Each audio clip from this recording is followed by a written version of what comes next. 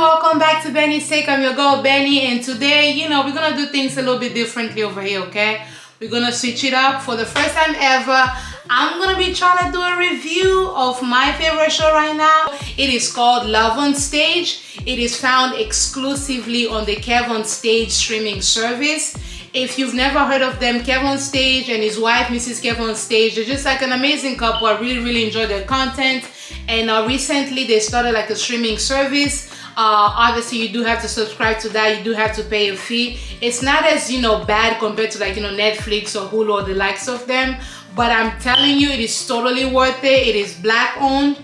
A lot of the contents that you see on the app are created by Black people, produced, directed, like all of those things. And before we get started with this review, go ahead and subscribe, turn on the notification bell so that you always know when I upload. Let's go ahead and get started. Alright, so let's first talk about the whole premise of the show. The show is basically like a matchmaking show. It is putting two people together, and these two people are getting the opportunity to go on 3 dates. And on those 3 dates, obviously they have tools like, how to communicate, different games or whatever have you to help them. But the hope and the whole point of the show is that after those 3 dates, that these couple would develop like a certain level of like intimacy, that they'll get to know each other a little bit better. So you have these two people who, I think a lot of these are happening virtually, so they get to like, talk to each other, but it's only 3 dates. So can they actually develop intimacy? Can they actually communicate? Can they actually fall in love over the course of 3 dates? But the catch also is, they're not the ones deciding who gets paired up with who. It's the audience. It's the audience that gets to decide like, okay, I've met the women, I've met the men, who gets to go with who, based off of like their interviews, what they've said, what do we think, like who do we think will match best, with whomever. I voted, I know my vote, and I stand by them. Okay, so let me give you my thoughts on the 3 women. Child, when I tell you, these women are so dope. Like each and every one of them, I'm thinking to myself like, bruh, I really wanna be them when I grow up. Like there's certain components of each and every one of them that I just genuinely like love. And beyond even this show, I really do hope that they find happiness. I hope they find like, deep, meaningful connection with whomever they're paired with. So the first one, her name is BRIA. Beautiful. I believe she's like 28 years old. When she talks, she's very like soft-spoken, right? She's very like, she has such a warmth about her where you're just kind of like, dang, like if that was your homegirl, like you would have so much fun with her, right? She's about her business, she works. She's just like settled in life and is looking for somebody to like, come along with her, to be her partner, whatever have you. I really love BRIA. I think she's very like ambitious. I think she's very open. She didn't give me the vibe of somebody that's like, stuck up or is not open to life. She's very open with the way like she spoke about like, what she wants or does not want. It was very like she was open, yet at the same time, she knew what she wanted. You know what I'm saying? Like she wasn't ambiguous where you're just kind of like, Next person is Sherelle. When I tell you, she's just like, if she was your friend, she would be, in my mind at least, she would be that person that's like so dependable. Somebody that you can be like, okay, like if I need something, like Sherelle, that's like the girl for you. She seems very like warm and very like kind. She just has like a sweetness to her, just like a solid woman, like a solid, I know what I want, I know what I'm about, I'm not asking for something I'm not willing to give, I work, I am kind, I do all of the things, so I just want you to come, not necessarily fix my life, I want you to come with me on this journey, so I'm not looking at you to, I guess, fulfill me. Like she seems very like whole. She's just like, I can only imagine that if you hug her, she smells like so good and just like very like fuzzy. I love her as well as a candidate. I think she's gonna do really great on the show. So that's the second one. So we have BRIA, we have Sherelle, and then the last one is ARIES. Oh my gosh, when I tell you, like her demeanor is just kind of like she does not play these games.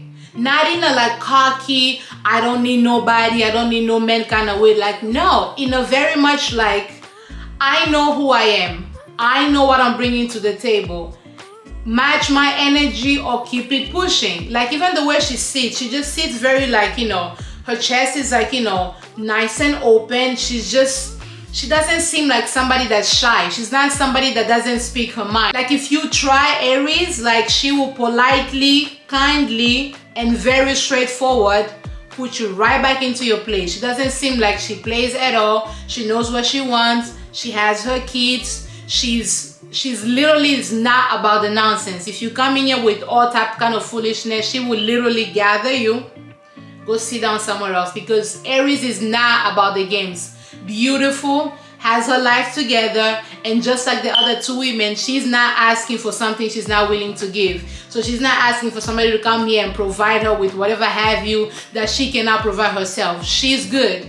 She says she's good, her kids are good, everything is good. So if you're coming and we're building something together in a way that I am whole, you are whole, and we're coming together. You're not bringing me no half-seas, no, you know, kona type kind of thing, like, no. Okay, now on to the men. Let's talk about some of the men that came on here. So the first one that actually stood out to me that I remembered, his name was Aaron.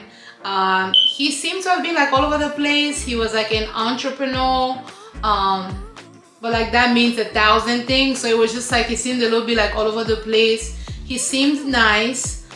He spoke about something about like, you know, submission, or like, not submission, a woman being like nurturing and whatever have you. I was a little confused by that, so I was just like, I don't know what you mean by like nurturing. Like, do you want somebody to be like your mama, or like, I don't know where he was going with that. It just seemed a little bit confusing to me. So that was one of the guys, Aaron.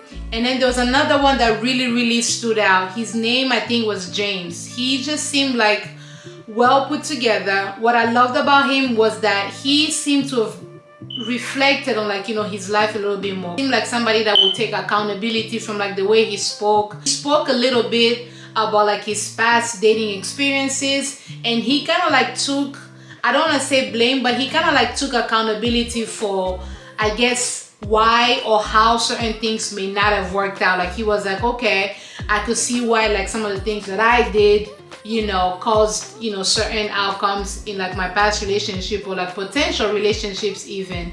So he seemed to have been somebody that like really was reflective. He just, you know, wasn't just out here like, you know, fooling around, gallivanting around town. Like, he seemed like somebody that was serious. So I really did like him. And he had a job, he had all of the things, which from watching this show and watching so many other like, you know, dating show, it seems as though like, you know, some women tend to be like so up there, and like the men are not like meeting up with the level to which women tend to be. So to see James kind of have, you know, his life together from like his interview, it seemed as though, you know, he was a really good match to be on the show. So that was the second one that stood out to me. I believe his name was Jesus. I had to look it over here. He stood out to me because he seemed as though he was very confident in who he was. He wasn't like playing around. He was one of those dudes, like, he knew who he was. Like, and if as a woman you were coming into his life, like, you would find him already secure in his, you know, I guess masculinity, secure in himself as a person. So you wouldn't have to like, you know, I hate to like, you know, go back to it. You wouldn't have to like, I guess, nurture him. Like, he was a man of his own standing, of his own like, you know, character, and he knew who he was, he knew what he stood into. Very, you know, attractive, tall, well built, so like all of the things. So he was a good candidate as well for the show when like, you know, we're meeting all of the men and stuff like that. So that was one. And then there was another one, his name was ALAIN. He gave off a very like shy vibe. Some people like that. I was just kind of like, why would you be that shy and then come on this show? You do have to understand that people are going to be watching, and people like myself are going to have opinions. Not to say that we're going to be rude about it, but like, people are going to be watching, and if you know you're somebody that's very like timid, maybe that's not the show for you, where like people are going to be watching you, because you do want to put your best foot forward. You don't want like the women to have to like, I guess, pull things out of you because you're shy. Like, we're not 5, you know what you want and act accordingly. So that was another one as well. And then there was another guy, Robert. Very nice, you know, he seemed like, you know, again, well put together, was about his work, you know, checked off all of the boxes, and now I guess he's just like looking for somebody to like, you know, continue building with, to do the legacy with, and whatever have you. I really did enjoy Rob a lot, like a lot.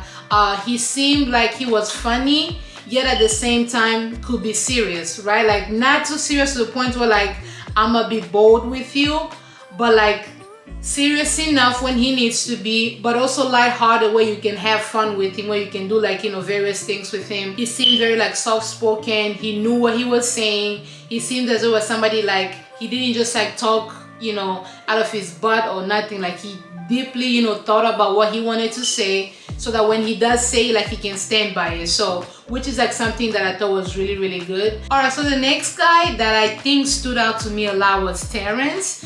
I think he was like 35 years old, had been married in the past, got in a divorce, but things are like, you know, he had gotten a divorce long enough where like everything is like working well with his like ex-wife and like, you know, the whole kid situation, because he did have kids. So it's not one of those things where like, you know, any of the ladies would have had to deal with like, you know, drama from like, you know, his previous marriage. He seemed very like thoughtful. He seemed very like, you know, intentional. He seemed to have taken enough time between like, you know, his last relationship to now wanting to get into a serious one, or at least, you know, entertain the idea of a serious relationship, which I thought was nice, because I feel like sometimes people just like, you know, be hopping, you know, left, right, and center, which is like, calm down. Like, you're not gonna ruin somebody's life in the process of trying to, you know, figure your own life out. That is trash. Absolute trash. So he didn't give me those vibes. He seemed like very nice, very handsome, at least I thought so. I thought he was a very good candidate as well. So we'll see like, you know, how he ends up playing out, and you know, who gets matched, you know, with whom. So there's one last that I remember. His name Walter.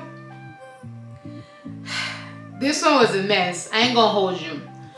From him speaking, he gave off the vibe as if he's like he's goofy, like he has a childlike personality. Not childlike as in like immature, but just very much like he's not somebody that allows age to like, you know, age him. You know, he's not somebody that allows like, just because I'm like 40 or whatever, that I have to stop living. Like, no, I'm still gonna have a good time. I'm still going to like, you know, pursue life. I'm still gonna just be out here, like a fun time to be around. However, like in his interview, when they were asking him like, you know, to describe a little bit about himself, he had said like, oh, I'm a clown, like I have to have a good time, like let's have a pillow fight, or you know, we're gonna be having us a good time. I'm gonna like hide your shoe and you're gonna be looking for your shoe. I'm gonna be like, yeah, right here, ha ha ha. And then I was just kind of like, why would you say that? You know, why would you want to lead with I'm a clown? You know, that just seemed like such an interesting yet random way to like describe yourself, you know. And then it was just like interesting for him to be like, oh, I want to have a pillow fight. It seemed very juvenile, like when high school or something. You know how like high school boys used to talk like, oh, you know, at the sleepover, I wonder what girls do at the sleepover, they're probably pillow fighting. No, we don't. It just seemed very like why would you say that? You know, like you're gonna have these women like running out here like, what is going on, about to hide their shoe and stuff. Like it just seemed like very weird, you know. What I gathered he was trying to say, and I believe that maybe he got nervous, maybe he was just like not articulated properly. What I believe he was trying to say is that, again, he's not somebody that takes life way too seriously.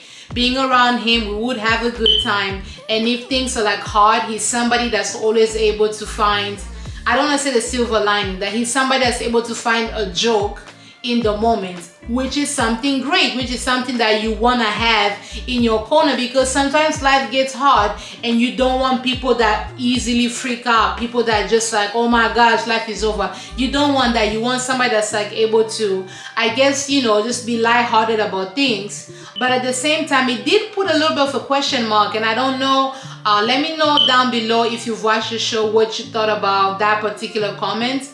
I thought that was just like very strange and very like random, you know, to have said. So I don't know how the women are gonna interact with that, because a lot of them, from what like I gathered from like the vibe that they gave me, they seem like strong women who are also, yes, they're gonna have fun. They're not like, you know, rude or like such people like, oh my god, like it's not that, but they seem like they're not looking for clowns. You know what I'm saying? If you're gonna come on a dating show, that means like in real life you done dealt with some clowns. So when you're coming up here, you don't want a dude that's leading with like, I'm a clown, I'm a hide your shoe, we gonna pillow fight. Well, alright, there you have it. That was part 1 of my review. I've definitely combined like episode 1, 2, and I believe 3. Those are the episodes that just like introduced us to like the candidates of this particular season. So that's all grouped into one. There you have it. Thank you so much for watching. If you haven't already subscribed, please go ahead and subscribe. Turn on the notification bell so that you always know when I upload. And I will see you on the second part of this video. Bye, Z's.